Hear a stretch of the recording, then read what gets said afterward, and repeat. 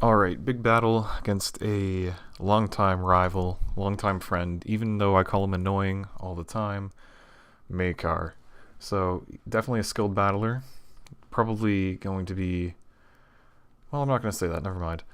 Uh, Again, akin to the game I just played against second, it's Celebi versus Blaziken, and I'm just going to go for Flare Blitz on the very first turn, try and deal as much damage as I can. And in comes the Dragonite, which is not the best thing to resist a fire move. And because it didn't take that much damage, I'm assuming it's offensive. And there I make a huge mistake. I stayed in and went for another Flare Blitz. I thought maybe he'll be Life Orb, and maybe between Flare Blitz and everything, it'll eventually kill itself, and it'll be my UU for one of his OUs. But it doesn't work out. I take a little bit more recoil, and that will come into play later. So I had a very sneaking suspicion that he was the mixed Wallbreaker set because he didn't have lefties, but he did have Roost. And the mixed Wallbreaker runs Roost over extreme speed sometimes, so I was really not confident switching into Slowbro. I had a sneaking suspicion that that's what it was, but I wasn't sure, and I wasn't exactly about to switch a Blissey into a potential Outrage or something. And thankfully, he switches out for whatever reason. I don't know why he didn't finish me off, and I'm able to get a slack off as in comes Celebi, which is just going to Leech Seed, and honestly, getting a Leech Seed on a Bliss, it's obviously the best thing to get a Leech Seed on, but because I haven't really damaged a lot of his dudes, that's not really a huge deal.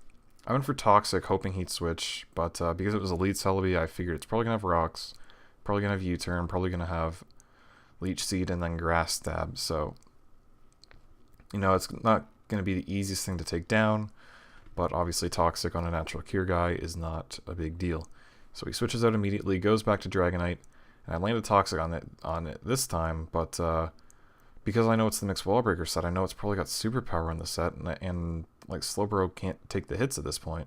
So I'm kind of not in a very friendly situation. I could go to Sizer, and I think that's probably one of my best options, but he decided to just switch out immediately and go right back into Celebi. But I decided in the end that Slowbro, like, he was probably going to go for superpower. That's the only move he would have had to kill Blissey. And he predicted that nicely, went out to Celebi, and now I go to Sizer like I should have in the first place. If I'd gone to Sizer, he probably doesn't have HP Fire, so he would have had to switch, I would have gotten U-Turn off, and I would be in a much better position. Instead, he gets a Leech Seed up, no big deal. In comes a Hitmontop, which is just going to absorb that U-Turn anyway, and I'm not sure if that thing has Sucker Punch. It's obviously not a Technotop, so because it had Intimidate, so it's definitely more defensive than some of them can be. But I decide to go to Espeon anyway. I risk it.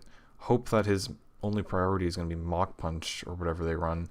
And I'm going to get a Calm Mind. He expected Psychic, and if I'd gone for Psychic, I would have done nothing anyway. So the Calm Mind, well, it looks like a waste of a move. Like, it really wasn't. I wasn't about to go for Signal Beam against Hitmontop. So because he was so confident bringing in this Houndoom, I'm assuming it must be choiced in some way. I'm not 100% sure, but I think it's probably Scarfed, but I don't know.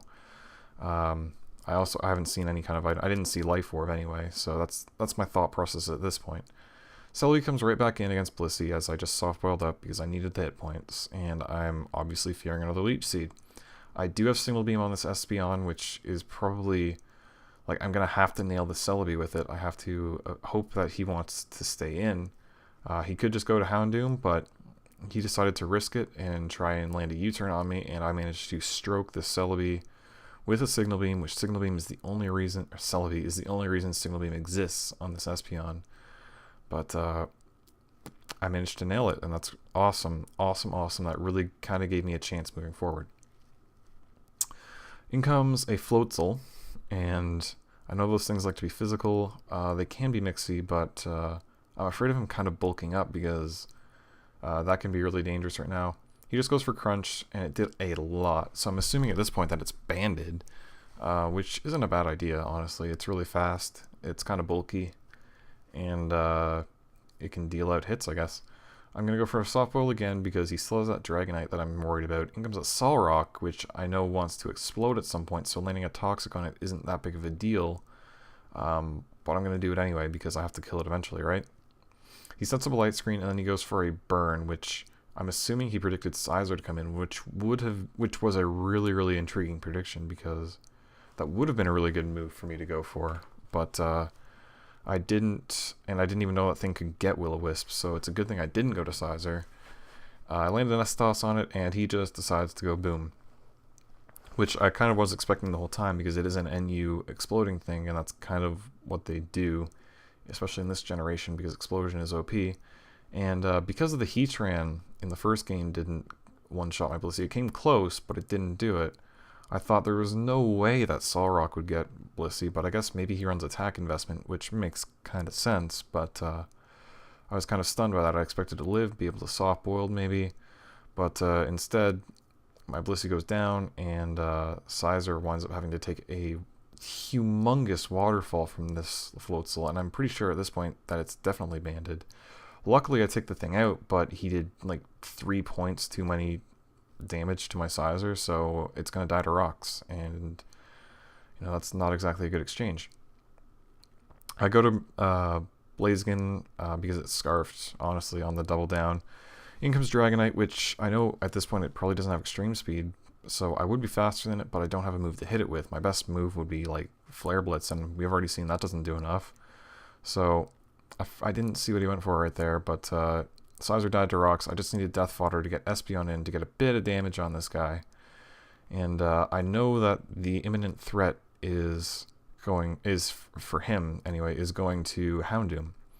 I didn't expect him to the first time, but I definitely expected him to this time, but I still didn't do anything about it. Even if I had landed a Signal Beam on it, I would have had to get Confusion Hacks, and I think Espeon was dead as soon as he switched the thing in, and I didn't predict it.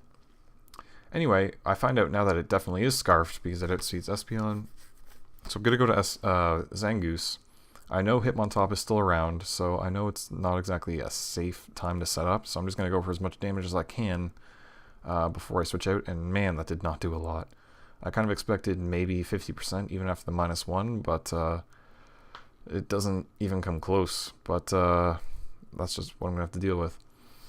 I know switching is obvious, and I wanted to stay in and go for it again, but at the same time I was really afraid of Mach Punch. I was afraid of close combat. I was afraid of too many things to justify staying in, so I switched out. He went for Toxic, very nice play, and I know that if he gets his Dragonite in, it's essentially game over. There's nothing I can do, so I have to account for him going into Dragonite. He does try it this turn. I nail Ice Beam on it, and that saved the game. That gave me a chance moving into the very, very end portion of the end game.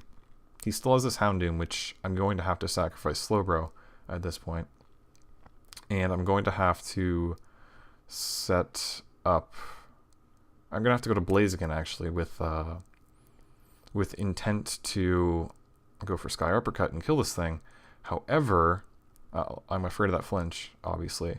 I know I can take a Dark Pulse, I know I can get a Sky Uppercut off, and I know it'll kill. However, remember back to earlier in the battle when I went for a second Flare Blitz against that Dragonite. If I didn't do that, I might have, you know, maybe 50 extra hit points, maybe 60, 70.